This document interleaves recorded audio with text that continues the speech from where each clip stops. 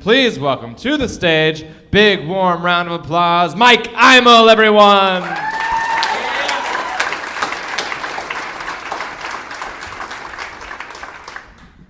Hello, everybody. My name is Michael. Got a little story to tell.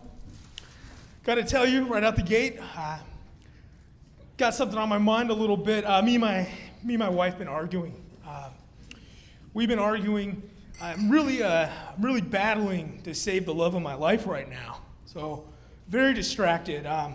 It all starts with I chewed tobacco for years, and that's until she started breaking my balls about finding my tobacco spitters scattered throughout the house. So she was demanding that I quit because she's tired of it.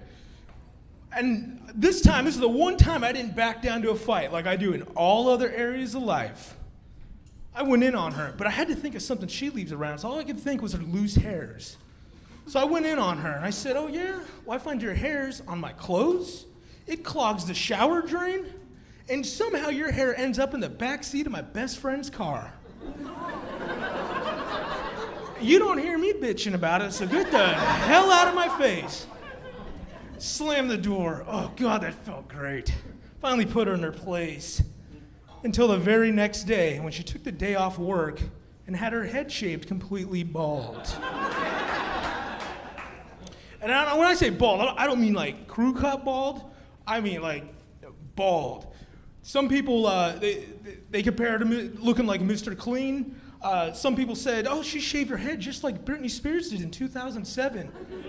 No, she shaved her head like a woman who really hates her husband. She keeps it nice and shiny on top, too. I think it's just so I could see the reflection of the blubbering idiot that was the inspiration behind her new haircut." You know, I thought she always took pride in her hair, though. I thought she went to pretty extreme measures just to prove a point. So I asked her why. I said, "Oh, why do you shave your head?" She said, "I wanted to resemble a disgusting-looking man, so you know how I felt during sex." Damn.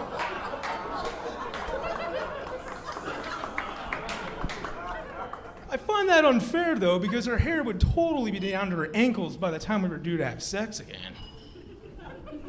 But who am I kidding? I'm 250 pounds, she's 98 pounds. When we have sex, it looks like a rhino humping a mouse. But she was right about one thing. She did resemble a man. But it backfired because I started to find it sexy. Started questioning, maybe I'm tired of, we've been together a long time. Maybe I'm ready to trade in my wife for her best friend. Maybe I do want her to transition to a man. Maybe I'm tired of her cute pink Roxy shirts, her tight Guess jeans, her boots with the fur. Now I find myself fascinated about a scrappy dude wearing Carhartt pants, flannel shirts, steel-toed boots. I think I'm ready to trade my beautiful wife named Chastine in for a handsome, hunky husband named Clark. Thinking about the weekends, all those weekends wasted with her starting Pinterest projects that never got completed. Now weekends will be full of her dropping a rebuilt tranny into my new truck. I can see it now. Instead of blueberry muffin, she'll offer to change my oil.